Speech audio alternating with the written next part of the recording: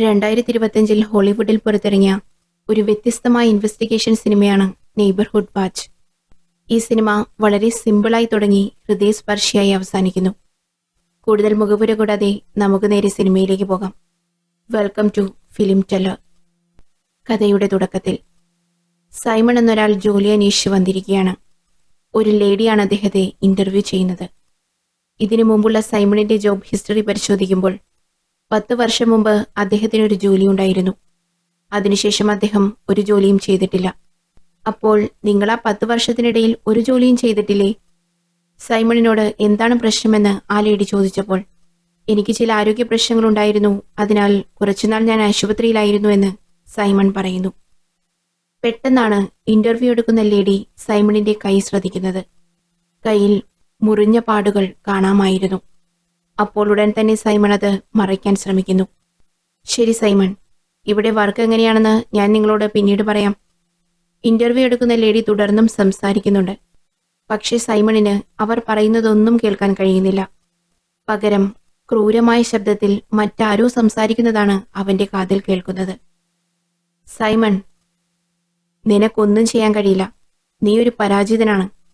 നീ ആർക്കും നല്ലതൊന്നും ചെയ്യാൻ പോകുന്നില്ല. അങ്ങനെ മൊത്തത്തിൽ മനസ്സിനെ തളർത്തുന്ന തരത്തിൽ നെഗറ്റീവ് മാത്രം അവൻ കേൾക്കുന്നു. ആ സമയത്ത് ഹോട്ടലിലെ ഒരു ജീവനക്കാരൻ എന്തോ ഒന്ന് താഴെയിട്ട് ആ ശബ്ദം കേട്ട് അവൻ പെട്ടെന്ന് റിയാലിറ്റിയിലേക്ക് തിരിച്ചു വന്നു.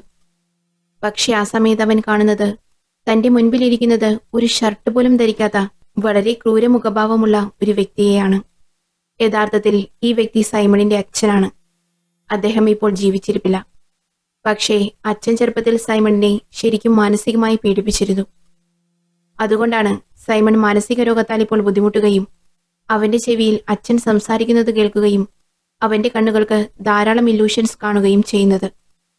ഇപ്പോൾ ആ ഇല്യൂഷനിൽ തന്റെ മുൻപിലിരിക്കുന്നത് അവന്റെ അച്ഛനാണെന്ന് വിചാരിച്ച് ആ ലേഡിയോട് ഇവിടെ നിന്ന് പോകാൻ പറഞ്ഞ് സൈമൺ ആക്രോശിക്കുന്നു. സൈമണിന് എന്തോ കുഴപ്പമുണ്ടെന്ന് ആ ലേഡിയും മനസ്സിലാക്കുന്നു. ശരി സൈമൺ, നിങ്ങളുടെ റെസ്യൂമേ നോക്കാം. ജോലിക്ക് ആരെങ്കിലും ആവശ്യമുണ്ടെങ്കിൽ ഞങ്ങൾ നിങ്ങളെ വിളിക്കുമെന്ന് അവർ പറയുന്നു. അവർ സൈമണിന് ഒരു ജോലിയും നൽകാതെ അയാളെ പറഞ്ഞയക്കുന്നു.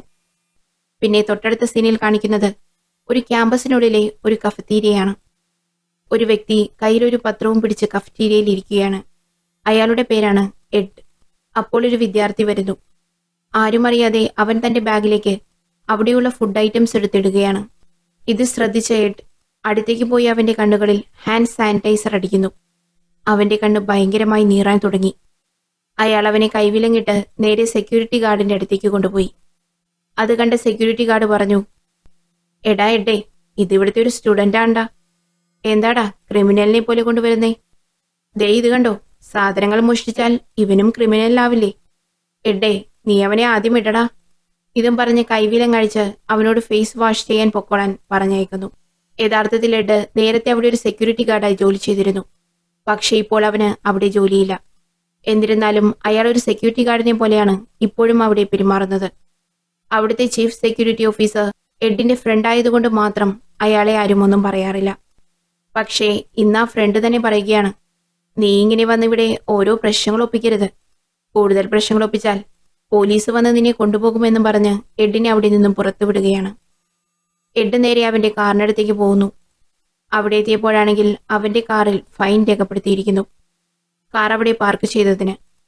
അത് അവിടുത്തെ ജോലിക്കാർക്ക് മാത്രം പാർക്ക് ചെയ്യാനുള്ള ഏരിയ ആയിരുന്നു. എന്നാൽ ഇപ്പോൾ എഡ് അവിടുത്തെ ജോലിക്കാരനല്ലല്ലോ. അവൻ വളരെ വിഷമിച്ച് കാർ എടുത്ത് നേരെ അവന്റെ വീട്ടിലേക്ക് പോകുന്നു. എഡിന്റെ വീടിന്റെ തൊട്ടടുത്താണ് നമ്മുടെ സൈമൺ താമസിക്കുന്നത്. ഇന്റർവ്യൂ ആകെ കുളമായി പോയതിനാൽ സൈമൺ സങ്കടത്തോടെ വീടിനകത്തേക്ക് പോകുന്നു. സൈമണിന് ഒരു സഹോദരിയുണ്ട്. അവൾ കോളേജിൽ പഠിക്കുകയാണ്. പകൽ സമയത്ത് കോളേജിൽ പഠിക്കുകയും കുടുംബം നോക്കാൻ രാത്രിയിൽ ജോലി ചെയ്യുകയും ചെയ്യുന്നു. വളരെ ബുദ്ധിമുട്ടുള്ള സാമ്പത്തിക സ്ഥിതിയിലാണ് അവർ. അതിനാൽ സൈമൺ എങ്ങനെയെങ്കിലും ഒരു ജോലി കണ്ടെത്താൻ ശ്രമിക്കുന്നു. പക്ഷേ അവന്റെ മാനസിക വിഭ്രാന്തി കാരണം അവന് എവിടെയും ജോലി കണ്ടെത്താൻ കഴിയുന്നില്ല. അതിനാൽ ആ സങ്കടത്തിൽ അവൻ എല്ലാ കാര്യങ്ങളും അവന്റെ സഹോദരിയോട് പറയുന്നു. അതേസമയം തൊട്ടടുത്ത വീട്ടിൽ എഡിന്റെ വീട്ടിൽ ഒരു വിചിത്രമായ ക്ലോക്കുണ്ട്. ആ ക്ലോക്ക് തുറന്നാൽ അതിലൊരു ചെറിയ സ്റ്റോറേജ് സ്പേസ് പോലെയുണ്ട്. അപ്പോൾ അവൻ കാറിന്റെ താക്കോൽ അതിലെടുത്തു വെച്ചിട്ട് സങ്കടത്തോടെ പോയിരിക്കുന്നു. എഡ് ആ വീട്ടിൽ ഫാമിലി മെമ്പേഴ്സ് ആരുമില്ലാതെ ഒരു ഒറ്റപ്പെട്ട ജീവിതമാണ് നയിക്കുന്നത്. അടുത്ത ദിവസം സൈമൺ ഒരു റുട്ടീൻ ചെക്കപ്പിന് വേണ്ടി ഡോക്ടറുടെ അടുത്തേക്ക് പോകുന്നു. കുട്ടിക്കാലത്തുണ്ടായ ആഘാതം നിങ്ങളെ വളരെയധികം ബാധിച്ചിട്ടുണ്ടെന്നാണ് ഡോക്ടർ പറയുന്നത്. നിങ്ങളുടെ കണ്ണുകൾക്ക് ധാരാളം ഇല്യൂഷൻസ് പോലെ കാണാൻ കഴിയും. എന്താണ് സത്യമെന്നും എന്താണ് മിഥ്യയെന്നും നിങ്ങൾക്ക് പറയാൻ കഴിയില്ല. ആദ്യം ചികിത്സ തുടരണം. അതിനുശേഷം മാത്രമേ നിങ്ങൾ ജോലിക്ക് പോകാവൂ എന്നെല്ലാം ഡോക്ടർ പറഞ്ഞു. പക്ഷേ ആ ചികിത്സയ്ക്ക് ധാരാളം പണം ചെലവാകും. പണത്തിനു വേണ്ടി താൻ എന്ത് ചെയ്യണമെന്ന് സൈമൺ ചിന്തിച്ച് അയാൾ റോഡിലൂടെ നടക്കുന്നു. അപ്പോൾ അയാൾ ഒരു ഇടവഴിയിൽ ഒരു കാഴ്ച കാണുകയാണ്. ഒരു വൈറ്റ് കളർ വാൻ അവിടെയുണ്ട്. അതിന്റെ അടുത്ത് ഒരു സ്ത്രീയെ ഒരാൾ തല്ലുകയാണ്. എന്നിട്ട് ആ സ്ത്രീയെ ബലമായി പിടിച്ച് ആ വാനിലേക്ക് കയറ്റുന്നു. ആ സ്ത്രീ ഉച്ചത്തിൽ കരയുന്നുണ്ട്. അവളെ കിഡ്നാപ്പ് ചെയ്യുകയാണെന്ന് സൈമണിന് മനസ്സിലായി. പെട്ടെന്ന് സൈമൺ അവന്റെ അച്ഛന്റെ ശബ്ദം കാതിൽ കേൾക്കുന്നു. നീ എന്താ അതിൽ പോയി തലയിടാൻ പോവുകയാണോ? നിന്നെ കൊണ്ട് ഒന്നും ചെയ്യാൻ കഴിയില്ല. നീയൊരു മണ്ടനാണ്. നിന്റെ സിസ്റ്ററുടെ വായ ഞാൻ തല്ലിച്ചതച്ചപ്പോഴും നീയൊന്നും ചെയ്യാതെ നോക്കി നിന്ന ഒരു ഭീരുവാണ് നീ. അങ്ങനെ കുറേയേറെ വാക്കുകൾ അവന്റെ ചെവിയിൽ മുഴങ്ങുന്നു. എന്നിരുന്നാലും ആ ശബ്ദമെല്ലാം അവഗണിച്ച് ധൈര്യം സംഭരിച്ച് ആ വാനിനടുത്തേക്ക് കഴിയുന്നത്ര വേഗത്തിൽ ഓടുന്നു. പക്ഷേ ആ വാൻ പെട്ടെന്ന് സ്റ്റാർട്ട് ചെയ്തു പോകാൻ തുടങ്ങി. അങ്ങനെയാണെങ്കിലും അവൻ ആ വാനിന്റെ നമ്പർ നോട്ട് ചെയ്യുന്നു. പിന്നീട് എഡിന്റെ വീട്ടിൽ ആരോ കതകിൽ തട്ടുകയാണ്. അതാരാണെന്ന് നോക്കുമ്പോൾ സൈമണാണ്. സർ, എന്റെ പേര് സൈമൺ. ഞാൻ അടുത്ത വീട്ടിലാണ് താമസിക്കുന്നത്. ആ, എനിക്ക് നിന്നെ അറിയാം. നീ ആ കിറുക്കുള്ള പയ്യനല്ലേ? എനിക്കറിയാം. സർ, എനിക്ക് കിറുക്കൊന്നുമില്ല. മൈൻഡിന് ചെറിയൊരു പ്രോബ്ലം. ആ, അത് രണ്ടും ഒന്ന് തന്നെ. എന്താ കാര്യം? സർ, നിങ്ങൾ എന്നെ നിങ്ങളുടെ കാറിൽ പോലീസ് സ്റ്റേഷനിലേക്ക് കൊണ്ടുപോകാമോ? പോലീസ് സ്റ്റേഷനിലേക്ക്? നിന്നെ വേണേ ഞാൻ കാറിൽ മെന്റൽ ആശുപത്രിയിലേക്ക് കൊണ്ടുപോകാം. സർ പ്ലീസ്, വളരെ എമർജൻസിയാണ്. നീ ഇപ്പോൾ ഇവിടെ നിന്ന് പോ, അല്ലെങ്കിൽ ഞാൻ നിന്നെ അടിക്കും. ഇതും പറഞ്ഞ് അയാൾ വാതിലടയ്ക്കുന്നു. സൈമണിന് മറ്റു മാർഗമൊന്നുമില്ലാതെ അവൻ പോലീസ് സ്റ്റേഷനിലേക്ക് നടക്കുന്നു. അവൻ പോകുമ്പോഴും അച്ഛന്റെ ശബ്ദം അവനോട് ചോദിച്ചുകൊണ്ടേയിരിക്കുന്നു. നീ എന്തിനാണ് ഇതെല്ലാം ചെയ്യുന്നത്? നീയൊരു വിഡ്ഢിയാണ്. നിനക്കൊന്നും ചെയ്യാൻ കഴിയില്ല. നിനക്ക് ഒന്നും നേടാനും കഴിയില്ല. അപ്പോൾ സൈമൺ സ്വയം പറയുകയാണ്, എനിക്ക് കഴിയും, ഞാൻ ആ പെൺകുട്ടിയെ രക്ഷിക്കും. അങ്ങനെ അവൻ നേരെ പോലീസ് സ്റ്റേഷനിലേക്ക് പോകുന്നു. അവിടെ ഒരു ലേഡി ഡിറ്റക്റ്റീവിനെ കാണുന്നു. മാഡം, ഞാൻ 7th നമ്പർ റോഡിലൂടെ നടക്കുമ്പോൾ അവിടെ ഒരു വെളുത്ത വാൻ കണ്ടു. അതിലൊരു പെൺകുട്ടിയെ തട്ടിക്കൊണ്ടുപോയി. ഞാൻ ആ വണ്ടിയുടെ പുറകെ ഓടാൻ ശ്രമിച്ചു. പക്ഷേ എനിക്ക് കഴിഞ്ഞില്ല. ഞാൻ ആ വാനിന്റെ നമ്പർ നോട്ട് ചെയ്തു വെച്ചിട്ടുണ്ട്. ആ നമ്പർ സൈമൺ ഡിറ്റക്റ്റീവിന് കൈമാറുന്നു. സൈമൺ പറഞ്ഞതെല്ലാം അവർ കുറിച്ചെടുത്തു. സൈമൺ, നീ വിഷമിക്കണ്ട. അവൾക്കൊരു പ്രശ്നവും സംഭവിക്കില്ല. ഇതും പറഞ്ഞ് സൈമണിനെ അവർ വീട്ടിലേക്ക് അയച്ചു. പക്ഷേ ആ ഡിറ്റക്റ്റീവ് ആദ്യം സൈമണിനെ കുറിച്ചുള്ള ഡീറ്റെയിൽസ് ആണ് ഡാറ്റാബേസിൽ തിരഞ്ഞത്. സൈമൺ ഒരു മാനസിക രോഗിയാണ്. അയാൾക്ക് ധാരാളം ഇല്യൂഷൻസ് ഉണ്ടാകാറുണ്ട്. അവൻ ധാരാളം പ്രശ്നങ്ങൾ സൃഷ്ടിച്ചിട്ടുണ്ട്. അങ്ങനെയുള്ള കുറച്ച് ഡീറ്റെയിൽസുകൾ എല്ലാം ആ ഡാറ്റാബേസിൽ നിന്നും അവർക്ക് ലഭിക്കുന്നു. ചിലപ്പോൾ സൈമൺ പറഞ്ഞതെല്ലാം ഇതുപോലെ അവന്റെ തോന്നലുകൾ മാത്രമായിരിക്കും. ഇത് വിശ്വസിക്കണമോ വേണ്ടയോ എന്ന് ഡിറ്റക്റ്റീവ് ചിന്തിക്കുന്നു. സൈമൺ വീട്ടിലെത്തി കുറച്ചു കഴിഞ്ഞ് ആ ഡിറ്റക്റ്റീവിനെ ഫോണിൽ വിളിക്കുകയാണ്. താൻ കൊടുത്ത പരാതി പ്രകാരം അവർ നടപടി സ്വീകരിച്ചിട്ടുണ്ടോ എന്നറിയാൻ. സൈമൺ, നീ പറഞ്ഞ ആ നമ്പർ പ്ലേറ്റ് വ്യാജമാണ്. അതിവിടെ നിന്ന് 300 മൈൽ അകലെയാണ്. അതൊരു വാനല്ല, അതൊരു കാറാണ്. അപ്പോൾ നീ പറയുന്നത് പോലെ ഒരു തട്ടിക്കൊണ്ടുപോകലും നടന്നിട്ടുണ്ടാവില്ല. ഒരുപക്ഷെ നിനക്ക് തോന്നിയതാവാം. നിനക്കെന്തെങ്കിലും പ്രശ്നമുണ്ടോ സൈമൺ? എനിക്കെന്ത് പ്രശ്നം? ദയവായി ഞാൻ പറയുന്നത് വിശ്വസിക്കൂ. ആരോ ഒരാൾ ആ പെൺകുട്ടിയെ തട്ടിക്കൊണ്ടുപോകുന്നത് ഞാൻ കണ്ടു. അതെന്റെ ഇല്യൂഷൻ അല്ല. പക്ഷേ ഡിറ്റക്റ്റീവ് വിശ്വസിക്കുന്നില്ല. ഈ സമയത്ത് നമ്മുടെ അവിടെ അവൻ ഓൺലൈൻ ഗാംബ്ലിംഗ് ഗെയിമുകൾ കളിക്കുകയാണ്. അതിലൂടെ അയാൾക്ക് ധാരാളം പണം നഷ്ടപ്പെടുന്നു. ഓ, എല്ലാം പോയി എന്ന് കരുതിയിരിക്കുമ്പോൾ ആരോ വീടിന്റെ വാതിലിൽ വീണ്ടും മുട്ടി. അയാൾ പോയി നോക്കിയപ്പോൾ കണ്ടത് സൈമണിനെ ആയിരുന്നു. ഹേയ്, നിനക്ക് വീണ്ടും എന്താ വേണ്ടത്? സാറേ, ഒരു പെൺകുട്ടിയെ തട്ടിക്കൊണ്ടുപോയി. അത് ഞാൻ കണ്ടു. പോലീസിനോട് പറഞ്ഞിട്ടും അവർ അത് വിശ്വസിച്ചില്ല. അവരെനിക്ക് ഭ്രാന്താണെന്ന് പറയുന്നു. അതെ, നിനക്ക് ഭ്രാന്തല്ലേ? സാറേ, ഈ വിഷയത്തിൽ ഞാൻ സത്യമാണ് പറയുന്നത്. ശരി, നീ സത്യം പറഞ്ഞു. നീ എന്തിനാണ് എന്റെ അടുത്ത് വന്നത് പറയുന്നത്? കാരണം നിങ്ങളും ഒരു പോലീസല്ലേ? ഞാൻ പോലീസാണെന്ന് കരുതുന്ന ഒരാളെങ്കിലും ഉണ്ടല്ലോ എന്ന് എഡ് ചിന്തിക്കുന്നു. ശരി, എന്റെ മനസ്സ് മാറുന്നതിന് മുമ്പ് നീ അകത്തേക്ക് വാ. നീ ആ വണ്ടിയുടെ നമ്പർ പറഞ്ഞത് അവർ കണ്ടുപിടിച്ചില്ലേ? അതെ, കണ്ടുപിടിച്ചു. പക്ഷെ അത് 300 മൈൽ അകലെയാണ്. അതും ഒരു കാറിന്റെ ആയിരുന്നു ആ നമ്പർ. പക്ഷെ ഞാൻ കണ്ടത് ഒരു വൈറ്റ് വാനാണ്. നമ്പറല്ലേ, ചെറിയ വേരിയേഷൻസ് ഒക്കെ കാണും. ഇതും പറഞ്ഞ് അയാൾ ഒരു വെബ്സൈറ്റ് ഓപ്പൺ ചെയ്തു. നമ്പർ കൊടുത്താൽ അതിൽ എല്ലാ ഡീറ്റെയിൽസും കാണുന്ന ഒരു വെബ്സൈറ്റ് ആയിരുന്നു അത്. 51N314 എന്ന നമ്പർ അതിൽ അയാൾ ടൈപ്പ് ചെയ്തു കൊടുത്തു. എഡ് ചോദിക്കുന്നുണ്ട്, 5 പകരം S ആയിരുന്നോ എന്ന്. അവർ അത് പ്രകാരം ടൈപ്പ് ചെയ്യുമ്പോൾ റിസൾട്ട് വന്നില്ല. കാരണം അതിൽ പേയ്മെന്റ് ചെയ്യണമായിരുന്നു. ഡെബിറ്റ് കാർഡ് നമ്പർ എല്ലാം കൊടുത്തിട്ടും ഒന്നും ശരിയായില്ല. കാരണം അതിൽ പണമുണ്ടായിരുന്നില്ല. എങ്കിൽ ശരി, പ്ലാൻ ബി. സെക്യൂരിറ്റി ഗാർഡിന്റെ ഒരു ബാഡ്ജില്ലേ? അവർ അതെടുത്ത് വെഹിക്കിൾ രജിസ്ട്രേഷൻ ഓഫീസിലേക്ക് രണ്ടുപേരും ചെന്നു. എന്റെ പേര് ഡിറ്റക്റ്റീവ് എഡ്. ഇതെന്റെ അസിസ്റ്റന്റ് ആണ്. ഒരു വെഹിക്കിൾ നമ്പർ തന്നാൽ അതിന്റെ ഓണർ നെയിം, അഡ്രസ് എല്ലാം തരാൻ നിങ്ങൾക്ക് പറ്റുമോ? ഒരു കേസ് അന്വേഷണത്തിന്റെ ഭാഗമായിട്ടാണ്. സർ, നിങ്ങളുടെ ഡിപ്പാർട്ട്മെന്റിൽ ഇതിന്റെ ഡീറ്റെയിൽസ് കിട്ടുമല്ലോ. പിന്നെ എന്തിനാണ് നിങ്ങൾ ഇവിടെ വന്നിരിക്കുന്നത്? അത് വളരെ സീക്രട്ടായി അന്വേഷിക്കുന്നത് കൊണ്ടാണ്. ഇല്ല സർ, ഇത് ഞങ്ങൾക്ക് തരാൻ കഴിയില്ല. ഇതിന് ഹയർ അതോറിറ്റിയുടെ പെർമിഷൻ ആവശ്യമാണ്. നിങ്ങൾക്ക് വിരോധമില്ലെങ്കിൽ ഞാൻ നിങ്ങളുടെ ഡിപ്പാർട്ട്മെന്റിലെ മേലുദ്യോഗസ്ഥരെ വിളിച്ച് ചോദിക്കാം. ഇതും പറഞ്ഞ് അവൾ ഫോൺ വിളിക്കാൻ ഒരുങ്ങുന്നു. അപ്പോഴേക്കും സൈമണിന്റെ കാതുകളിൽ അവന്റെ അച്ഛന്റെ ശബ്ദം മുഴങ്ങാൻ തുടങ്ങി. ആ സമയം അവൻ വളരെ വയലന്റ് ആവുകയും ആ ഫോൺ പിടിച്ചു വലിച്ച് താഴെയെറിഞ്ഞ് പൊട്ടിക്കുകയും ചെയ്യുന്നു. ഞാൻ പോലീസിനെ വിളിക്കാൻ പോവുകയാണെന്ന് ആ ഉദ്യോഗസ്ഥ പറയുന്നു. മാഡം, ഒരു നിമിഷം. അദ്ദേഹത്തിന് ഒരു മാനസിക പ്രശ്നമുണ്ട്. അതിനാൽ ഒന്നും തെറ്റായി എടുക്കരുത്. ഞങ്ങൾ വന്ന വഴിക്ക് പൊക്കോളാമെന്നും പറഞ്ഞ് അവർ പുറത്തേക്ക് പോയി. ഈ സമയത്ത് ആ ഓഫീസിലുണ്ടായിരുന്ന ലേഡി ഓഫീസിൽ വന്ന് കുഴപ്പമുണ്ടാക്കിയ കാര്യങ്ങളെല്ലാം പോലീസിനെ വിളിച്ചറിയിച്ചു. സൈമൺ എന്നൊരാൾ പരാതി നൽകാൻ ഇവിടെ വന്നിരുന്നില്ലേ?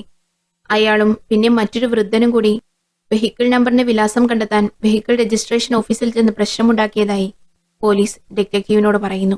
സൈമണും എഡും പെണ്ണിനെ തട്ടിക്കൊണ്ടുപോയ അതേ സ്ഥലത്തേക്ക് വന്നു. ആ പെൺകുട്ടി എങ്ങനെയിരിക്കും? അവൾ നന്നായി മേക്കപ്പ് ചെയ്തിരുന്നു. സ്കേർട്ടായിരുന്നു ധരിച്ചിരുന്നത്. വളരെ ഡിഫറൻ്റ് ആയ ഒരു ഡ്രസ്സിംഗ് ആയിരുന്നു. എന്നാൽ ആ പെൺകുട്ടി ഒരു പ്രോസ്റ്റിറ്റ്യൂട്ട് ആയിരിക്കാനുള്ള സാധ്യതയുണ്ട് എന്ന് എഡ് പറയുന്നു. പ്രോസ്റ്റിറ്റ്യൂട്ട്സ് ഉള്ള ഏരിയയിൽ പോയി അവിടെ വല്ല പെണ്ണിനെയും കാണാതായിട്ടുണ്ടോ എന്ന് അന്വേഷിക്കാമെന്ന് എഡ് പറയുന്നു. അവർ നേരെ ആ സ്ഥലത്തേക്ക് പോയി. അവരൊരു പോലീസുകാരനെ പോലെ പോകുന്നു. അവിടെ ഒരു പ്രോസ്റ്റിറ്റ്യൂട്ടിനെ കാണുന്നു. അവർ അവളുടെ അടുത്തേക്ക് പോയി, നോക്കൂ, ഞങ്ങൾ പോലീസാണ്. ഈ വ്യക്തി എന്റെ അസിസ്റ്റന്റാണ്. ഞങ്ങളൊരു പെൺകുട്ടി അന്വേഷിച്ച് വന്നതാണ്. ഓ, ആ പെൺകുട്ടിയുടെ പേരെന്താണ്? അത് പിന്നെ ഞങ്ങൾക്ക് ആ പെൺകുട്ടിയുടെ പേരറിയില്ല. ആ പെൺകുട്ടി ഇത്രയും തന്നെ ഉയരമുണ്ടായിട്ട് സ്കേർട്ടെല്ലാം ധരിക്കുന്ന വളരെ ഡിഫറെൻ്റ് ആയൊരു പെൺകുട്ടി. ഗോൾഡൻ കളർ മുടി. ഹലോ, ഇവിടെ എത്ര പെൺകുട്ടികളുണ്ടെന്ന് നിങ്ങൾക്കറിയാമോ? ധാരാളം പെൺകുട്ടികളുണ്ട്. ഇവിടെ അടുത്തിടെ കാണാതായ ഏതെങ്കിലും പെൺകുട്ടിയുണ്ടോ? നോക്കൂ, നിങ്ങൾ ആരെക്കുറിച്ചാണ് പറയുന്നതെന്ന് എനിക്കറിയില്ല. നിങ്ങൾ വേഗം സ്ഥലം കാലിയാക്കാൻ നോക്ക്. എഡും സൈമണും കാറിൽ കയറി മറ്റേതെങ്കിലും തരത്തിൽ അന്വേഷിക്കാമെന്ന് പറഞ്ഞ് അവർ അവിടെ നിന്നും പോകാൻ ഒരുങ്ങുമ്പോഴാണ് പെട്ടെന്ന് ആരോ കുറച്ചുപേർ ഒരു ബാറ്റ് എടുത്ത് ശക്തിയായി കാറിന്റെ ലൈറ്റ് അടിച്ചു പൊട്ടിക്കുന്നു. ഇതാരാടാ എന്ന് നോക്കാൻ വേണ്ടി പുറത്തിറങ്ങുമ്പോൾ 2 തടിമാടന്മാർ എഡിനെയും സൈമണിനെയും ഉപദ്രവിക്കുന്നു. അപ്പോൾ മറ്റൊരു കാറിൽ നിന്നും ഒരു ലേഡി ഇറങ്ങി വരുന്നു. അവിടെയുള്ള എല്ലാ പ്രോസ്റ്റിറ്റ്യൂട്ടുകളെയും ചൂഷണം ചെയ്ത് ബിസിനസ് നടത്തുകയാണ് അവളുടെ പരിപാടി. നിങ്ങൾ പോലീസല്ല, പക്ഷേ നിങ്ങൾ പോലീസാണെന്ന് പറഞ്ഞ് ഞങ്ങളെ പറ്റിക്കാൻ വന്നിരിക്കുന്നു. നിങ്ങൾക്ക് എന്താടാ വേണ്ടത്? അയ്യോ, ഞങ്ങൾക്കൊന്നും വേണ്ട. ഞങ്ങളൊരു കുഴപ്പമുണ്ടാക്കാൻ വന്നതല്ല. ഞങ്ങളൊരു പെൺകുട്ടിയെ അന്വേഷിച്ച് വന്നതാണ്. ആ പെൺകുട്ടിയെ കണ്ടെത്തണം, അതാ. അതിന് നിങ്ങൾ ആ പെൺകുട്ടിയുടെ ആരാണ്? ഞങ്ങളാരുമല്ല. പിന്നെ എന്തിനാടാ നിങ്ങൾ ആ പെൺകുട്ടിയെ അന്വേഷിക്കുന്നത്? അത് പിന്നെ ഈ ലൂസ് പയ്യൻ ഞാൻ പോലീസാണെന്ന് പറഞ്ഞ് വിശ്വസിച്ചിരിക്കുകയാണ്. അത് കേട്ടപ്പോൾ എനിക്ക് തോന്നി എന്നാ ഒന്ന് അന്വേഷിച്ച് കളയാമെന്ന്. വേറെ ഒന്നിനും വേണ്ടിയല്ല വന്നത്. സത്യാണ്, ഞങ്ങൾ മറ്റൊന്നിനും വേണ്ടിയല്ല വന്നത്. ശരി, നിങ്ങൾ പറയുന്നത് ഞാൻ വിശ്വസിക്കുന്നു. നിങ്ങളെ ഇനി ഈ പ്രദേശത്ത് കണ്ടുപോകരുത്. ശരി, വേഗം പൊക്കോ. ആ സ്ത്രീ അവരെ ഭീഷണിപ്പെടുത്തി അവിടെ നിന്നും പോയി. കാറ് തകർന്നതിനാൽ എഡ് സങ്കടത്തിലാണ്. സൈമൺ, നിങ്ങളെന്തോ സങ്കല്പിക്കുകയാണ്. തട്ടിക്കൊണ്ടുപോകലൊന്നും നടന്നിട്ടുണ്ടാവില്ല. ഒരു കാര്യവുമില്ലാതെ എന്നെ നീ ഇവിടെ കൊണ്ടുപോയി പെടുത്തിയില്ലേ? ദേ ഇപ്പോ എന്റെ കാറും തകർന്നു. ഞാൻ എന്താണ് സങ്കല്പിച്ചത്? പിന്നെ എന്തിനാണ് നിങ്ങൾ എന്നെ സഹായിക്കാൻ വന്നത്? എടാ, നീയല്ലേ പറഞ്ഞത് എന്നെ കണ്ട പോലീസാണെന്ന്? പോലീസായാലും ഇൻവെസ്റ്റിഗേഷൻ ചെയ്യില്ലേ? പോലീസിനെ പോലെ ഇൻവെസ്റ്റിഗേഷൻ ചെയ്യണമെന്ന് എനിക്ക് പണ്ടേ മുതലേ വലിയ ആഗ്രഹമാണ്. ഈ അവസരത്തിൽ നിന്റെ കൂടെ അത് ചെയ്യാമെന്ന് കരുതി വന്നതാ. പക്ഷെ അത് ഇതുപോലെ ആയിത്തീരുമെന്ന് ഞാൻ വിചാരിച്ചിട്ട് പോലുമില്ല. എന്റെ പൊന്ന് സൈമ, നീ എന്നെ വിട്. നീ നിന്റെ പണി നോക്ക്, ഞാൻ എന്റെ പണി നോക്കാം എന്നും പറഞ്ഞ് എഡ് അവിടെ നിന്ന് പോകാൻ തുടങ്ങുമ്പോൾ സൈമൺ പറയുന്നു, എഡേ, നിങ്ങൾ വലിയൊരു പോലീസ് ഉദ്യോഗസ്ഥനാണെന്നാണ് ഞാൻ കരുതിയത്. അതുപോട്ടെ, എല്ലാരും പറയുന്നു ഇതെല്ലാം എന്റെ തോന്നലാണെന്ന്. പക്ഷേ ഞാൻ കണ്ടത് സത്യാണ്. ചിലപ്പോൾ ആ പെണ്ണ് ജീവന് വേണ്ടി എവിടെയെങ്കിലും പോരാടിക്കൊണ്ടിരിക്കുകയായിരിക്കും. അവളെ നിങ്ങൾ ആരും സഹായിക്കാൻ ശ്രമിച്ചില്ലെങ്കിലും ഞാൻ അവളെ രക്ഷിക്കും, അവളെ കണ്ടെത്തുമെന്നും പറഞ്ഞ് സൈമൺ അവിടെ നിന്നും പോവുകയാണ്. ഇതെല്ലാം കേട്ട് എഡിന് എന്തോ പോലെയാകുന്നു. അപ്പോൾ എഡ് ഉടനെ കാറെടുത്ത് സൈമന്റെ അരികിലേക്ക് പോയി. സൈമൺ, വന്ന് കാറിൽ കയറടാ. ഞാനെന്തിനാണ് അതിൽ കയറേണ്ടത്? ഇതെല്ലാം എന്റെ ഭാവനയല്ലേ? ശരിയാണ്, അതെല്ലാം നിന്റെ ഭാവനയായിട്ട് തന്നെ ഇരിക്കട്ടെ. പക്ഷേ ഞാൻ പോലീസ് ഓഫീസറാണെന്ന് പറയുന്ന ഒരേയൊരു വ്യക്തി നീയാണ്. വാടാ, വന്ന് കാറിൽ കയറൂ. ആ ഒരു കാര്യം പറഞ്ഞു മാത്രം ഞാൻ കാറിൽ കയറില്ല. ഡാ നോക്കൂ, നമുക്ക് ആ പെൺകുട്ടിയെ ട്രാക്ക് ചെയ്യാൻ കഴിയില്ല. പക്ഷേ ആ നമ്പർ പ്ലേറ്റിൽ നമുക്ക് ഒരു സെർച്ച് നടത്താം. എനിക്കൊരു സുഹൃത്തുണ്ട്, അവന്റെ സഹായത്തോടെ നമുക്ക് എന്തെങ്കിലും ചെയ്യാം. സൈമണും ശരിയെന്ന് പറഞ്ഞ് കാറിൽ കയറുന്നു. അവർ നേരെ പോകുന്നത് ക്യാമ്പസിലേക്കാണ്. അവിടെ എഡിന്റെ സുഹൃത്തായ ചീഫ് സെക്യൂരിറ്റി ഓഫീസറെ കണ്ട് അവന്റെ സഹായം തേടുന്നു. അദ്ദേഹത്തിന്റെ ഫ്രണ്ട് ട്രാഫിക് ഡിപ്പാർട്ട്മെന്റിലുണ്ടെന്നും അയാളുടെ സഹായത്തോടെ ഈ വെഹിക്കിൾ നമ്പർ അഡ്രസ് കണ്ടുപിടിച്ചു തരണമെന്നും ഇനി മേലാ നിന്നെ ബുദ്ധിമുട്ടിക്കാൻ വരില്ല എന്നും എഡ് പറയുന്നു. സുഹൃത്ത് അഡ്രസ് ഡീറ്റെയിൽസ് സംഘടിപ്പിച്ചു കൊടുക്കുന്നു. ഒത്തിരി നേരമായി വിശക്കുന്നു എന്നും പറഞ്ഞ് എഡും സൈമണും കൂടി ഒരു റെസ്റ്റോറന്റിൽ പോവുകയാണ്. അവിടുത്തെ വെയിറ്റർ എഡിന് ഒരു കാർഡ് സമ്മാനമായി കൊടുക്കുന്നു. ഒത്തിരി നാളായി ഇവിടെ നിന്നും ഭക്ഷണം കഴിക്കുന്നവർക്കുള്ള സമ്മാനമാണത്. അപ്പോൾ എഡ് ചോദിക്കുന്നു, ഓഹോ, ഈ കാർഡ് വെച്ച് എനിക്ക് അടുത്ത തവണ ഇവിടെ നിന്നും ഫ്രീ ആയി ഭക്ഷണം കഴിക്കാമോ? അതെ സാർ, അടുത്ത തവണ നിങ്ങൾക്ക് സൗജന്യമായി ഭക്ഷണം കഴിക്കാം. എഡും സൈമണും കൂടി നേരെ ആ അഡ്രസ്സ് തിരഞ്ഞ് അങ്ങോട്ട് പോവുകയാണ്. ആ വീട് കണ്ടെത്തി അവിടെ ആ നമ്പർ പ്ലേറ്റ് ഉടമയെ കാണുകയാണ്. അപ്പോൾ അയാൾ പറയുന്നു, ആ പഴയ കാർ ഞാൻ യൂസ് ചെയ്യാറില്ല, അത് നശിപ്പിക്കാനായി ഞാൻ ജങ്ക് യാർഡിൽ കൊടുത്തല്ലോ എന്ന്. ശരി, അപ്പോൾ അവരും ജങ്ക് യാർഡിലേക്ക് പോകുന്നു. അവിടെ കർട്ട് എന്ന പേരുള്ള ഒരാളുണ്ട്. അവൻ ആ ജങ്ക് യാർഡിന്റെ ഉടമയാണ്. അതിനാൽ ഇത്തരത്തിലുള്ള കാറിന്റെ എല്ലാ വിശദാംശങ്ങളും എഡ് അദ്ദേഹത്തോട് ചോദിക്കുമ്പോൾ അവൻ പറയുന്നു, സർ, ഇവിടെ ധാരാളം കാറുകളുണ്ട്, നിങ്ങൾ അവ അന്വേഷിച്ച് കണ്ടെത്തണം. അവർ അത് നോക്കി കണ്ടെത്താനായി അവിടെ മൊത്തം തിരയുന്നു. അങ്ങനെ അവർക്ക് മനസ്സിലാവുന്നു അതൊരു ട്രക്കിന്റെ നമ്പർ അല്ല, അത് കാറിന്റെ നമ്പർ തന്നെയാണ്. പക്ഷേ അവിടെ കാറ് മാത്രമേ ഉള്ളൂ, അതിലുള്ള നമ്പർ പ്ലേറ്റ് കാണുന്നില്ല. അപ്പോൾ എഡ് ചിന്തിക്കുകയാണ്, ഇനി ഈ നമ്പർ പ്ലേറ്റിന്റെ പുറകെ പോയിട്ട് കാര്യമില്ല. ആ നമ്പർ പ്ലേറ്റ് വെച്ച് വേറൊരു ട്രക്കിൽ അവർ പെൺകുട്ടിയെ കടത്തിയിരിക്കാമെന്ന്. ഇതെല്ലാം കേട്ട് സൈമൺ വല്ലാതെ ആകുന്നു. ആ സമയം ജങ്ക് യാർഡിന്റെ ഓണർ ഒരു കാർ തൂക്കിയെടുത്ത് മെഷീനിൽ വെച്ച് പ്രസ് ചെയ്യാൻ പോവുകയാണ്. ആ സമയം സൈമണിന്റെ മനസ്സിൽ പല തോന്നലുകളും ഉണ്ടാവുന്നു. ഒരു പെണ്ണ് കാറിനുള്ളിൽ നിന്നും കരയുന്നത് പോലെ അവന് തോന്നുന്നു. പെട്ടെന്ന് സൈമൺ ഓടിപ്പോയി നിർത്ത് നിർത്ത് എന്നും പറഞ്ഞ് ആ കാറിന്റെ അടുത്ത് പോയി അവിടെയെല്ലാം ചെക്ക് ചെയ്യുകയാണ്. പക്ഷേ അതിനുള്ളിൽ ആരെയും കാണാൻ സാധിക്കുന്നില്ല. ഇല്ല, ഈ കാറിൽ നിന്നാണ് ആ പെണ്ണിന്റെ ശബ്ദം കേട്ടതെന്ന് അവൻ പറഞ്ഞുകൊണ്ടിരിക്കുന്നു. അതോടുകൂടി എഡും ഇതെല്ലാം അവന്റെ തോന്നലുകളാണെന്ന് പൂർണ്ണമായും വിശ്വസിക്കുന്നു. ഒന്നും ചെയ്യാൻ പറ്റാതെ അവർ അവിടെ നിന്നും പോവുകയാണ്. ആ ദേഷ്യത്തിലും വിഷമത്തിലും സൈമൺ അവന്റെ വീട്ടിൽ അവന്റെ സഹോദരിയുമായി വഴക്കിടുന്നു. കാരണം ആവശ്യത്തിന് നിനക്ക് ഒത്തിരി പ്രശ്നങ്ങളുണ്ട്, അതുകൊണ്ടാണ് നിനക്ക് ജോലിയൊന്നും ലഭിക്കാത്തത്. അതുകൂടാതെ എന്തിനാണ് ഈ പെണ്ണിനെ കാണുന്നില്ല എന്ന് പറഞ്ഞ് പുതിയ പ്രശ്നങ്ങൾ ഉണ്ടാക്കുന്നത് എന്നവൾ അവനെ ശകാരിക്കുകയാണ്. അതേസമയം ആ ലേഡി ഡിറ്റക്റ്റീവ് സൈമണും എഡും കൂടി ആ വെഹിക്കിൾ രജിസ്ട്രേഷൻ ഓഫീസിൽ പോയി ഉണ്ടാക്കിയ പ്രശ്നങ്ങളുടെ വീഡിയോ പ്ലേ ചെയ്തു കാണുകയാണ്. അവൾ ചിന്തിക്കുന്നു, ഇവർ രണ്ടും ഇതിന്റെ പുറകെ ഇത്രയൊക്കെ പോകണമെങ്കിൽ ചിലപ്പോൾ സൈമൺ പറഞ്ഞതുപോലെ തന്നെ ആ തട്ടിക്കൊണ്ടുപോകൽ നടന്നിരിക്കുമോ? ശരിക്കും ആ പെൺകുട്ടി അപകടത്തിലായിരിക്കുമോ? അതേസമയം എഡ് തന്റെ വീട്ടിലാണ്. അദ്ദേഹം ഫേസ് വാഷ് ചെയ്ത് കണ്ണാടിയിലേക്ക് നോക്കുമ്പോൾ അദ്ദേഹത്തിന്റെ പുറകിൽ നിന്നും പെട്ടെന്ന് ആരോ എഡിന്റെ തലയ്ക്കടിച്ചു വീഴ്ത്തുന്നു. തൊട്ടടുത്ത വീട്ടിലാണ് സൈമണും ഉള്ളത്. അവനും വിഷമിച്ച് അങ്ങനെ കിടക്കുകയാണ്. എടാ, ഞാൻ വർക്കിന് പോയിട്ട് വരാം, നീ വിഷമിക്കില്ലെന്നും പറഞ്ഞ് അവിടെ നിന്നും പോവുകയാണ്. അങ്ങനെ അവൾ പോയതിനു ശേഷം സൈമൺ എഴുന്നേറ്റ് കുറച്ച് വെള്ളം കുടിക്കാനായി ഗ്ലാസ് എടുത്ത് തൊട്ടടുത്ത വീട്ടിലുള്ള എഡിന്റെ ജനാലയിലേക്ക് നോക്കുമ്പോൾ ഒരാൾ എഡിനെ അടിക്കുന്നത് പോലെ കാണുന്നു. ഇത് കണ്ട സൈമൺ പയ്യെ എഡിന്റെ റൂമിലേക്ക് ചെല്ലുന്നു. അപ്പോൾ അവിടെ ഒരാൾ തോക്കുമായി നിന്നിട്ട് എഡിനെ അടിച്ചു വീഴ്ത്തിയിരിക്കുകയാണ്. എഡിനെ അവൻ വളരെയധികം ഉപദ്രവിച്ചിരിക്കുന്നു. പക്ഷേ എന്നിട്ടും എഡ് അവനോട് പറയുന്നുണ്ട്, ആ പയ്യൻ പറഞ്ഞതെല്ലാം സത്യമായിരുന്നില്ലേ? അപ്പോ ആ പെണ്ണിനെ തട്ടിക്കൊണ്ടുപോയത്? അതേടാ, ഞാൻ അവളെ തട്ടിക്കൊണ്ടുപോയത്. നീയൊക്കെ പോലീസാണെന്നും പറഞ്ഞ് വന്നില്ലേ? എനിക്കറിയാടാ നീയൊന്നും പോലീസല്ല എന്ന്. ആരും കാണാതെ ഇത്ര രഹസ്യമായി ചെയ്തിട്ടും നീയൊക്കെ എങ്ങനെയാണ് എന്നെ തേടിപ്പിടിച്ചു വന്നത്? എവിടെടാ ആ വട്ടുപയ്യൻ? ആ സമയം സൈമൺ ആ വന്നവന്റെ ശ്രദ്ധ മാറ്റുന്നതിനായി ഒരു വസ്തു എടുത്ത് ആ റൂമിലേക്ക് എറിയുന്നു. ആ ശബ്ദം കേട്ട് ആ കിഡ്നാപ്പർ അങ്ങോട്ട് തിരിയുമ്പോൾ എഡ് ആ നിമിഷം തന്നെ ഒരു പേനയെടുത്ത് അവന്റെ കാലിൽ കുത്തിയിറക്കുന്നു. ഉടൻ തന്നെ സൈമൺ അവന്റെ കയ്യിൽ നിന്നും ആ തോക്ക് പിടിച്ചു വാങ്ങുന്നു. അങ്ങനെ ഗൺ പോയിന്റിൽ ആ കിഡ്നാപ്പറെ നിർത്തുകയാണ്. അപ്പോൾ കിഡ്നാപ്പർ പറയുകയാണ്, എടാ മോനെ, നിനക്കെന്നെ വെടിവെക്കാൻ കഴിയില്ല. എന്തുകൊണ്ട് കഴിയില്ല? എനിക്കൊരു പാർട്ട്ണർ കൂടിയുണ്ട്. ഞാൻ നിങ്ങളെ അന്വേഷിച്ചു വന്നതാണ്. എന്നെ കണ്ടില്ലെങ്കിലോ ഞാൻ തിരിച്ചു ചെന്നില്ലെങ്കിലോ അവൻ തീർച്ചയായും ആ പെണ്ണിനെ കൊന്നിരിക്കും. എന്നെ കൊന്നാൽ സത്യമായും ആ പെണ്ണും ചത്തിരിക്കുമെന്നും പറഞ്ഞ് കിഡ്നാപ്പർ സൈമണിന്റെ അടുത്തേക്ക് വരികയാണ്. ഇത് കണ്ട് പരിഭ്രമിച്ച സൈമൺ അറിയാതെ അവനെ നോക്കി വെടിവെക്കുന്നു. ആ വെടികൊണ്ട് കിഡ്നാപ്പർ വീഴുകയാണ്. ആ സമയം കിഡ്നാപ്പറിന്റെ പോക്കറ്റിൽ നിന്നും ഒരു മൊബൈൽ നിലത്തേക്ക് വീഴുന്നു. ഉടനെ അത് റിങ് ചെയ്യുന്നു. ആ മൊബൈൽ എടുത്ത് സൈമൺ പോക്കറ്റിലിടുന്നു. ഒത്തിരി അടികൊണ്ട് അവശനായ എഡിനെ എടുത്ത് സൈമൺ കാറിൽ കയറ്റി അവിടെ നിന്നും വേഗം പോവുകയാണ്.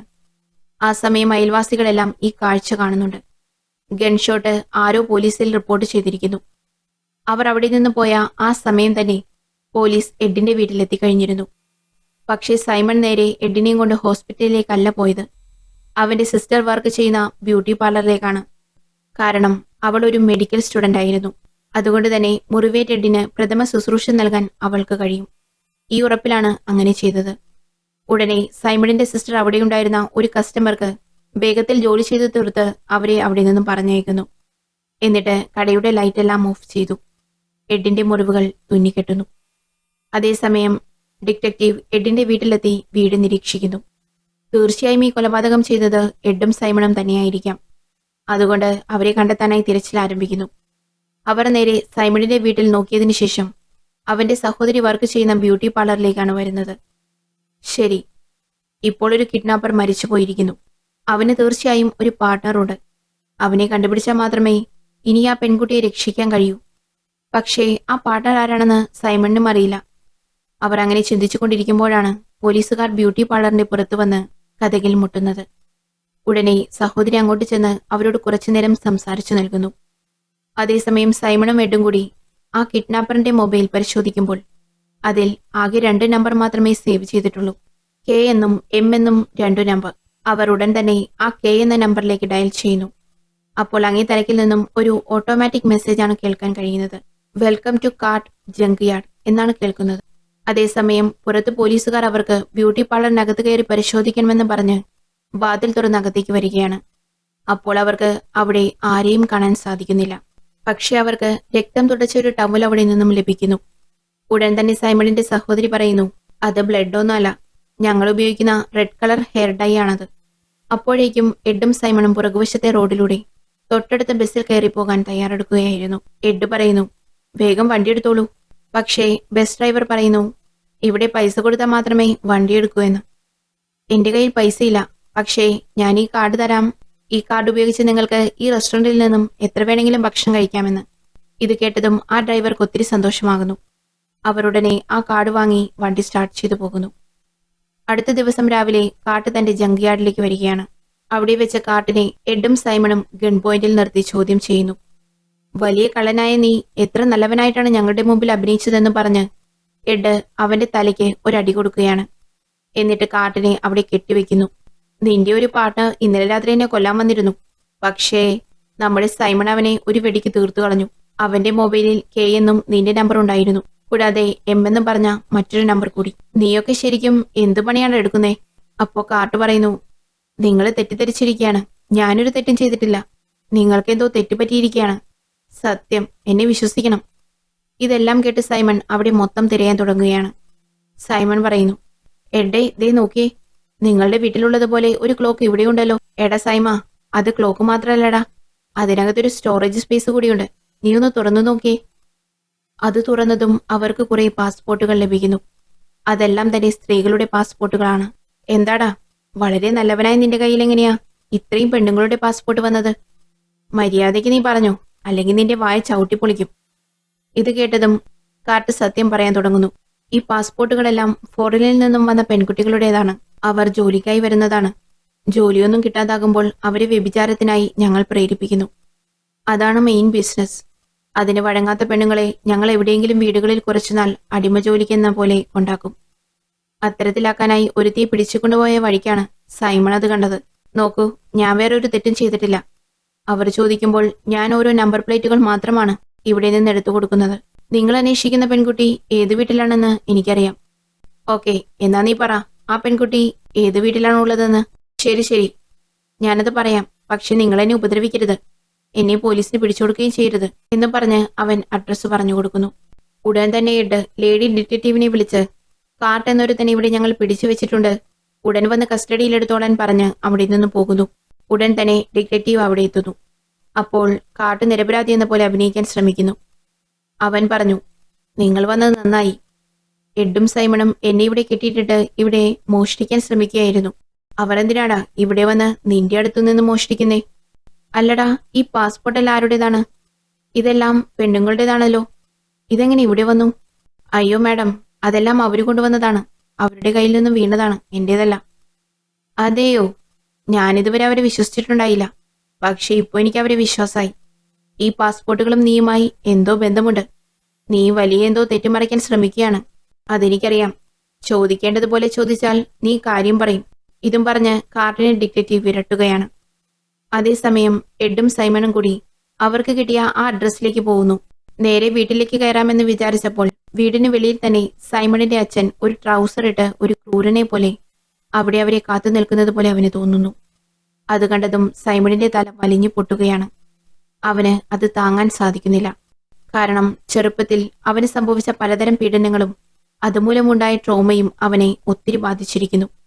അപ്പോൾ നമ്മുടെ എഡ് അവന്റെ അടുത്ത് ചെന്ന് അവന്റെ തോളിൽ കൈവച്ച് പറയുകയാണ്, മോനെ സൈമ, നീ കാണുന്നതൊന്നും സത്യമല്ല, ഇതെല്ലാം നിന്റെ തോന്നലാണ്.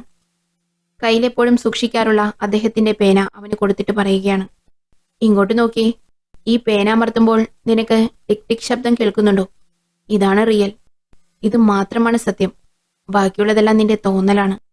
അപ്പോൾ സൈമൺ തലയുയർത്തി ആ വാതിലിലേക്ക് നോക്കുമ്പോൾ അവിടെ അവന്റെ അച്ഛനെ കാണാൻ സാധിക്കുന്നില്ല. അതോടെ സൈമൺ മനസ്സിനെ വരുതിയിൽ കൊണ്ടുവരുന്നു. എന്നിട്ട് അവർ ഉള്ളിലേക്ക് കയറാൻ ശ്രമിക്കുകയാണ്. എഡ് ഡോറിൽ മുട്ടിക്കൊണ്ട് ഡോറ് തുറക്കാൻ ആവശ്യപ്പെടുന്നു. പക്ഷേ അകത്തുനിന്നും ഒരു റെസ്പോൺസും വരുന്നില്ല. ഉടൻ തന്നെ ഉറക്കെ പറയുകയാണ്, നോക്കൂ, നിങ്ങളുടെ വീട് മൊത്തം പോലീസ് വളഞ്ഞിരിക്കുകയാണ്. മര്യാദയ്ക്ക് തുറക്കുന്നതാണ് നിങ്ങൾക്ക് നല്ലത്. പക്ഷേ ഒരനക്കവും അകത്തുനിന്ന് കേൾക്കാതെ ആയപ്പോൾ അവർ അകത്തേക്ക് കടക്കുന്നു. അവിടെ മൊത്തം പരിശോധിക്കുന്നു. അവർ ആ വീട് അരിച്ചു പെറുക്കിയിട്ടും അവർക്ക് ആരെയും അവിടെ നിന്നും കണ്ടെത്താൻ സാധിക്കുന്നില്ല. പക്ഷേ കടത്തിക്കൊണ്ടുവന്ന പെണ്ണുങ്ങളെക്കുറിച്ചുള്ള ഡീറ്റെയിൽസുകളെല്ലാം അവിടെ നിന്നും ലഭിക്കുന്നു. ഏതോ കമ്പനിയിൽ ജോലി ചെയ്യുന്നത് പോലെ ഇൻഫർമേഷൻസ് എല്ലാം അവർ ശേഖരിച്ചു വെച്ചിരിക്കുന്നു. ഇത് ചെയ്ത ഒരു കുറ്റവാളി കൊല്ലപ്പെട്ടിരിക്കുന്നു. മറ്റൊരുത്തനെ പോലീസ് അറസ്റ്റ് ചെയ്തിരിക്കുന്നു. മൂന്നാമനെ കണ്ടെത്താനുള്ള ശ്രമം പരാജയപ്പെടുമോ? ഇനി മൂന്നാമൻ ഇത് ഭയന്ന് ഇവിടെ നിന്നും ഓടി രക്ഷപ്പെട്ടിരിക്കുമോ? ഇവിടെ ആരുമില്ല. ഇനി പെൺകുട്ടികളെ എങ്ങനെ കണ്ടെത്തും? എവിടെ പോയി അന്വേഷിക്കും? അങ്ങനെ വിഷമിച്ചവർ അവിടുത്തെ റൂമിലെ ഒരു സോഫയിലിരിക്കുമ്പോൾ പെട്ടെന്ന് മുകളിൽ നിന്നും ഒരു ശബ്ദം കേൾക്കുന്നു. ആരോ ഓടി വരുന്നത് പോലെ. പെട്ടെന്ന് തിരിഞ്ഞു നോക്കുമ്പോൾ അവരുടെ അടുത്തേക്ക് ഒരു വയസ്സായ സ്ത്രീ ഒരു വലിയ കോടാലിയുമായി ഓടി വരികയാണ്. ഇതാണ് ആ മൂന്നാമത്തെ പാർട്ട്ണർ. ഉടനെ തന്നെ എഡ് ചാടി എഴുന്നേറ്റ് അവരെ തോക്കിന് മുന്നിൽ നിർത്തുന്നു. അനങ്ങിപ്പോയാൽ നിങ്ങളെയും വെടിവെച്ചിടും. മറ്റു രണ്ടുപേരെയും ഞങ്ങൾ തീർത്തു കഴിഞ്ഞു. ഇത് കേട്ടതും ആ സ്ത്രീ പേടിച്ച് അവിടെ നിന്നും പുറത്തേക്ക് ഓടുന്നു. എഡ് പറയുന്നു, നമ്മൾ ഇത്രയും തിരഞ്ഞിട്ടും അവരെ ഈ വീട്ടിൽ നിന്നും കണ്ടെത്താൻ കഴിഞ്ഞില്ല. അപ്പോൾ തീർച്ചയായും ഈ വീട്ടിൽ നമ്മളറിയാത്ത വേറെ ഏതോ റൂം കൂടിയുണ്ട്. ഒരു രഹസ്യറ. അവിടെയായിരിക്കും അവർ ഒളിച്ചിരുന്നത്. ചിലപ്പോൾ അവിടെ ആ പെൺകുട്ടിയും ഉണ്ടാവാം. വാ, നമുക്ക് നോക്കാം. അങ്ങനെ അവർ തിരഞ്ഞ് അവസാനം ബെഡ്റൂമിലെ അടുത്തുള്ള ക്ലോസറ്റിനോട് ചേർന്ന് ഒരു രഹസ്യ അറ അവർ കണ്ടെത്തുന്നു. അതിന്റെ വാതിൽ തുറക്കുമ്പോൾ ഒരു പെണ്ണ് കരഞ്ഞു തളർന്ന് അവിടെ ഇരിക്കുകയാണ്. അതേ പെണ്ണിനെയാണ് സൈമൺ ഇത്രനാൾ അന്വേഷിച്ച് നടന്നത്. അവളുടെ പേരാണ് അന്ന. അവർ മൂന്നുപേരും സന്തോഷത്തോടെ പുറത്തേക്കിറങ്ങുമ്പോൾ അവരെ കാത്ത് ഒരു വലിയ പോലീസ് സംഘം തന്നെ കാത്തു നിൽപ്പുണ്ടായിരുന്നു. എഡ് പറയുന്നു, ഞങ്ങളെ അറസ്റ്റ് ചെയ്യാനാണോ ഇത്ര വലിയ കൂട്ടം? ഓർത്തിട്ട് തന്നെ എനിക്ക് എന്നോട് തന്നെ ബഹുമാനം തോന്നുന്നു. ആ കോടാലിയുമായി വന്ന സ്ത്രീയെ പോലീസ് ഇതിനകം പിടിച്ചു കഴിഞ്ഞിരുന്നു. അങ്ങനെ നമ്മുടെ സൈമണിനെയും എഡിനെയും പിടിച്ച് കാറിൽ കയറ്റുന്നു. അപ്പോൾ ലേഡി ഡിറ്റക്റ്റീവ് സൈമണിന്റെ അടുത്ത് വന്ന് പറയുന്നു, നോക്കൂ, നിങ്ങളെ അറസ്റ്റൊന്നും ചെയ്തതല്ല. ജസ്റ്റ് ഒരു ഫോർമാലിറ്റി. ഒന്ന് സ്റ്റേഷൻ വരെ വരണം, ഒന്ന് സൈൻ ചെയ്യണം, എന്നിട്ട് നിങ്ങൾക്ക് തിരിച്ചു വീട്ടിലേക്ക് പോകാം. അത്രയുള്ളൂ. പിന്നെ നിങ്ങൾ രണ്ടുപേരും കൂടി എത്ര വലിയ കേസാണ് കണ്ടുപിടിച്ചത് എന്ന് നിങ്ങൾക്കറിയാമോ? തുടക്കത്തിലെ ഞാൻ നിന്നെ വിശ്വസിക്കണമായിരുന്നു. പക്ഷേ അതിനെനിക്ക് കഴിഞ്ഞില്ല. എന്നോട് ക്ഷമിക്കണം സൈമൺ. അങ്ങനെയെല്ലാം പറഞ്ഞ് ഡിറ്റക്റ്റീവ് സൈമണോട് ക്ഷമ ചോദിക്കുന്നുണ്ട്. സൈമണിന് ഒത്തിരി സന്തോഷമാകുന്നു. സൈമൺ കാരണം രക്ഷപ്പെട്ട അന്ന എന്ന പെൺകുട്ടിയും അവിടെ നിന്ന് പോലീസിന്റെ കൂടെ സേഫായി പോകുന്നുണ്ട്. അവളും തിരിഞ്ഞു നോക്കി സൈമണിനോട് നന്ദി പറയുന്നത് പോലെ അവനെ നോക്കി ഒന്ന് ചിരിക്കുന്നു. സൈമണിന്റെ മനസ്സിൽ ഒത്തിരി ചിന്തകൾ വരുന്നു. കാരണം അവന്റെ അച്ഛൻ അവനെ നോക്കി എപ്പോഴും പറയുമായിരുന്നു, നിന്നെക്കൊണ്ട് ഒന്നിനും സാധിക്കില്ല, നീയൊരു ഭീരുവാണ് എന്നെല്ലാം. പക്ഷെ ഇപ്പോൾ ഇവിടെ സൈമൺ കാരണം ഒരു പെൺകുട്ടിയുടെ ജീവൻ മാത്രമല്ല, വലിയൊരു നെറ്റ്വർക്ക്, അതിൽ കുടുങ്ങിക്കിടക്കുന്ന ഒത്തിരി പെൺകുട്ടികളുടെ ജീവിതം കൂടിയാണ് രക്ഷപ്പെട്ടിരിക്കുന്നത്. അതോർത്ത് അവൻ അഭിമാനം തോന്നുന്നു. ഇനി ഒരിക്കലും അവന്റെ അച്ഛന്റെ വാക്കുകൾ അവന്റെ കാതിലെത്തില്ല എന്ന് അവൻ ഉറച്ചു വിശ്വസിക്കുന്നു. അങ്ങനെ തനിക്ക് പുതിയൊരു ജീവിതത്തിലേക്ക് തിരിച്ചു വരാൻ പറ്റുമെന്നും പുതിയൊരു ജോലി കണ്ടെത്താൻ കഴിയുമെന്നും സൈമൺ മനസ്സിനോട് പറയുന്നു. ഇതെല്ലാം മനസ്സുകൊണ്ട് മനസ്സിലാക്കിയ പോലെ എഡും അവനെ നോക്കി ചിരിക്കുന്നു. അവർ രണ്ടുപേരും കൂടി ഒരു വലിയ നന്മ ചെയ്തിരിക്കുന്നു എന്ന ബോധ്യത്തോടെ എഡും സന്തോഷത്തോടെ ജീവിതത്തിലേക്ക് തിരിച്ചു വരുന്നു. ആ രണ്ടുപേരും ചിരിക്കുന്ന ആ സീനിൽ നമുക്ക് മനുഷ്യന്റെ ഒന്നിലധികം വികാരങ്ങളെ, സന്തോഷത്തെ, ജീവിതത്തിലെ ഒറ്റപ്പെടലിന്റെ വേദനയെ, ആത്മസംതൃപ്തിയുടെ എന്നുവേണ്ട മനുഷ്യന്റെ മനസ്സിനെ തൊട്ടറിയുന്ന എല്ലാ വികാരങ്ങളെയും ആ ചിരിയിൽ പ്രകടമാകും വിധം വളരെ മനോഹരമായി ആ സീനോടുകൂടി ഈ ചിത്രം അവസാനിക്കുകയാണ്. വളരെ സിമ്പിളായി തുടങ്ങി മനുഷ്യന്റെ ആഴങ്ങളിലേക്ക് ഇറങ്ങുന്ന നെയ്ബർഹുഡ് വാച്ച് എന്ന ഫിലിം ഡയറക്റ്റ് ചെയ്തിരിക്കുന്നത് ഡങ്കൺ സ്കൈൽസ്, എഴുതിയിരിക്കുന്നത് സിയാൻ ഫാർലി. ഈ ഫിലിം നിങ്ങൾക്ക് ഇഷ്ടപ്പെട്ടു എന്ന് വിചാരിക്കുന്നു.